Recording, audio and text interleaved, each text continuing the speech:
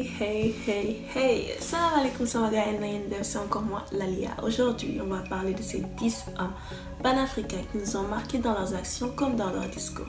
Stay tuned, on y va. En 10e position, nous avons Marcus Garvey qui est né en 1887 et qui est mort en 1940 à l'âge de 52 ans.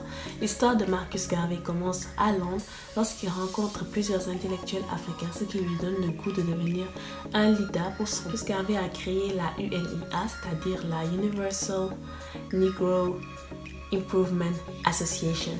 I got it. Il a aussi inspiré plusieurs pays comme le Ghana, le Nigeria, le Kenya, la Swaziland. Son but c'était de prendre tous les Noirs, que ce soit en Europe ou en Amérique, pour qu'on retourne en Afrique, qu'on retourne à nos sources, qu'on crée notre propre nation et notre propre gouvernement, qu'on soit indépendant quoi.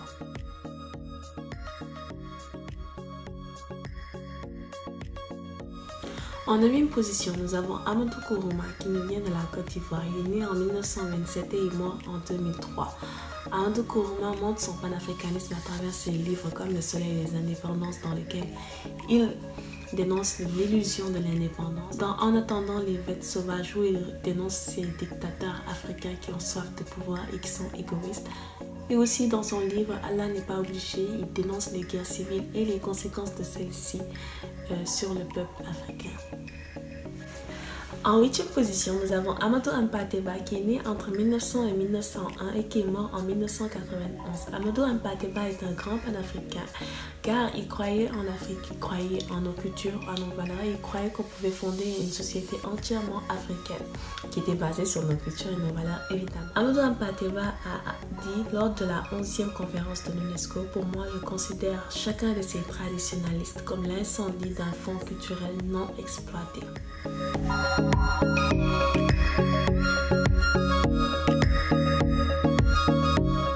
En 7e position, nous avons Amilcar Cabral. Amilcar Cabral est né en 1924 et est mort en 1973, assassiné bien sûr. Amilcar Cabral s'est battu pour la Guinée-Bissau mais aussi pour le Cap-Vert. Il voulait que son peuple ait un milieu de vie plus avantagé, qui ne dépende pas des colons, qu'ils aient leur indépendance mais pour vrai. Amilcar Cabral, c'était un révolutionniste, un panafricain, mais aussi un anticolonialiste.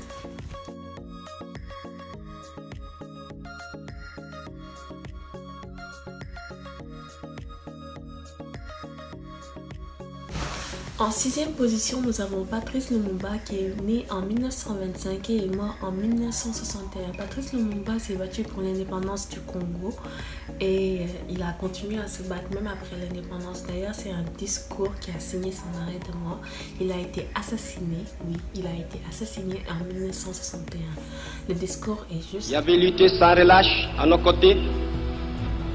Nous avons connu les ironies, les insultes, les coups que nous devions subir au matin, midi et soir, parce que nous étions des nègres. Nous avons connu que la loi n'était jamais la même, selon qu'il s'agissait d'un blanc ou d'un noir. Qui oubliera les fusillades, les cachons furent brutalement jetés, ceux qui ne voulaient plus se soumettre au régime d'injustice, d'oppression et d'exploitation.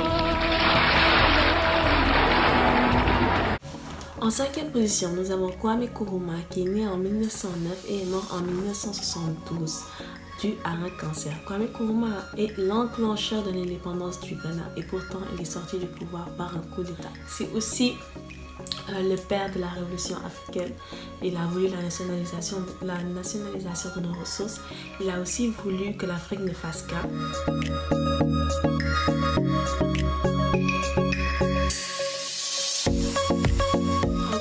Position, nous avons Cheikh Anta Diop. Cheikh Anta Diop est né en 1923 dans un petit village appelé Kaïtou au Sénégal. Cheikh Anta Diop est un grand panafricain. Il s'est battu pour l'indépendance des pays africains, mais aussi il s'est battu à travers ses recherches pour montrer que l'Afrique fait partie de l'histoire et aussi le nègre, comme on dit, fait partie de l'histoire. Il a mené plusieurs recherches, notamment au Caire. Il est aussi le fondateur du Carbone 14. Il a donné beaucoup de conférences au Sénégal, notamment à Dakar et à Saint-Louis. Et voici même un extrait de ses discours. L'Occident découvre que c'est l'Égypte et une Égypte noire qui a apporté tous les éléments de la civilisation à l'Europe.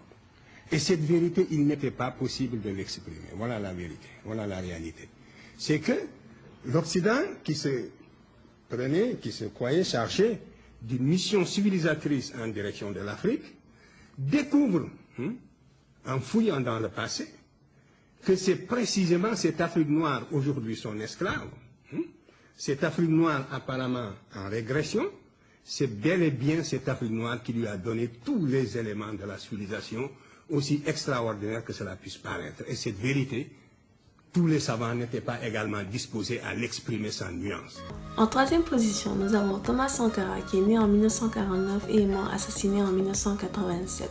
Thomas Sankara a rebaptisé la Haute-Volta pour la Burkina Faso qui veut dire pays des hommes. Thomas Sankara s'est battu pour la réglementation de la polygamie. Il s'est battu contre l'excision. Il s'est battu pour le système d'éducation et de santé en faisant construire des écoles et des hôpitaux. Il s'est battu contre la corruption. Il s'est battu pour que les gens consomment local. Il s'est aussi battu contre la désertification en faisant des campagnes de reboisement.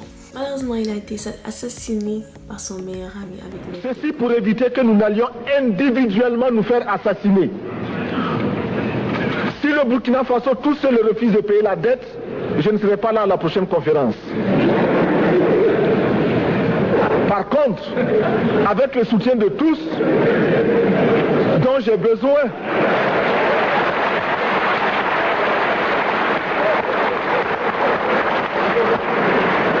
avec le soutien de tous, nous pourrons éviter de payer. Et en évitant de payer, nous pourrons à notre développement. Et je voudrais terminer en disant, chaque fois qu'un pays africain achète une arme, c'est contre un Africain. Ce n'est pas contre un Européen. Ce n'est pas contre un Asiatique. C'est contre un Africain. Par conséquent, nous devons également, dans la lancée de la résolution de la question de la dette, trouver une solution au problème de l'armement. Je suis militaire et je porte une arme. Mais Monsieur le Président, je voudrais que nous nous désarmions. Parce que moi, je porte l'unique arme que je possède et d'autres ont camouflé les armes qu'ils ont. En deuxième position, nous avons Nelson Mandela. Nelson Mandela est né en 1918 et est mort en 2013. Nelson Mandela, le premier combat de Mandela s'est fait en 1960, quand il décide de se battre contre le port du passeport. Ce jour-là, on comptera plus de 60 morts et c'est là que commence l'opération clandestine de Mandela. Il sera déporté et mis en prison, à la prison de Robben Island de 1964 à 1982. Il deviendra président de l'ANC à sa sortie et décidera de négocier avec Frédéric Clerc sur le sort du pays. Frédéric Clerc, pour honorer Mandela, décide de mettre fin à l'apartheid. En 1993, il devient le prix Nobel de la paix et en 1994, il devient le premier homme noir président de l'Afrique du Sud. Mandela, durant son règne, décide de faire une politique multiraciale et de réconcilier les blancs comme les noirs. Le pouvoir à Thabo Mbeki en 1999 et mourra le 5 décembre 2013.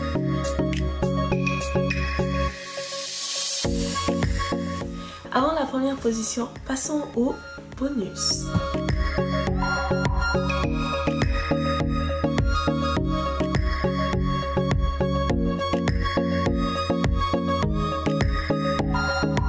En première position, nous avons Muammar Kadhafi. Muammar Kadhafi est né en 1942 et rentrera au pouvoir en 1969. Sous le règne de Muammar Kadhafi, la Libye sera complètement chamboulée et sera le pays le plus riche au monde, au-dessus de la Russie, du Brésil et même des États-Unis. Ah oui, Muammar Kadhafi, pour vous donner un exemple de ce qu'il a fait en Libye, les Libyens ne payent ni électricité ni eau et si vous étiez un nouveau marié, vous recevez 50 000 $ et un logement.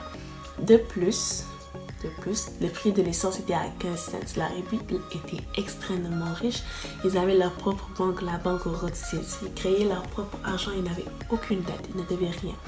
c'était le pays le plus démocratique au monde, genre vraiment. Muammar Kadhafi est un panafricaniste parce qu'il ne voulait pas juste changer la Libye mais l'Afrique au complet. Il ne voulait pas qu'on ait des frontières, qu'on peut voyager librement, qu'on devienne le United States of Africa, qu'on devienne un seul pays, un seul pays. Il voulait qu'on ait notre propre monnaie, qu'on n'ait pas de dette, c'est-à-dire que la monnaie vient de chez nous, c'est-à-dire de l'or qu'on a, qu'on exploite nos propres ressources.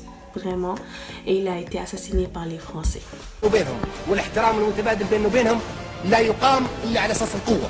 اذا كانت هذه الامه قويه وتلحق بهم الضرر وقادره ان ترد الصاعصاعين ويدها طويله، عندئذ يجلسوا معنا على مائده المفاوضات ويجعل الحدود لمطامحهم التوسعيه. عندئذ يقام التعاون بيننا وبينهم والاحترام المتبادل. اما تعاون بين قوي وضعيف، احترام بين قوي وضعيف، بين محتاج وغني، لا يمكن أن يكون. هذه ليست قاعدة أبدا لا نعتمد عليها. كيف يقوم تعاون بيننا وبين أوروبا إذا كان... Bon, nous arrivons à la fin de la vidéo. Merci d'avoir regardé jusqu'à la fin, de liker, commenter, partager avec tes amis et surtout, n'oubliez pas, l'Afrique, c'est notre Afrique, c'est à nous de le développer, c'est à nous de le rendre haut, c'est à nous de prendre exemple sur tous ces chefs qui sont passés ici, de prendre leurs idées et de les développer. Nous devons honorer leur mémoire, honorer leurs pensées et aussi honorer leurs actions. Ils n'ont pas fait ça pour rien. Donc, sur ce, n'oublie pas de t'abonner. Ah oui, abonne-toi. Là, tu es obligé. Abonne-toi. Partage et like.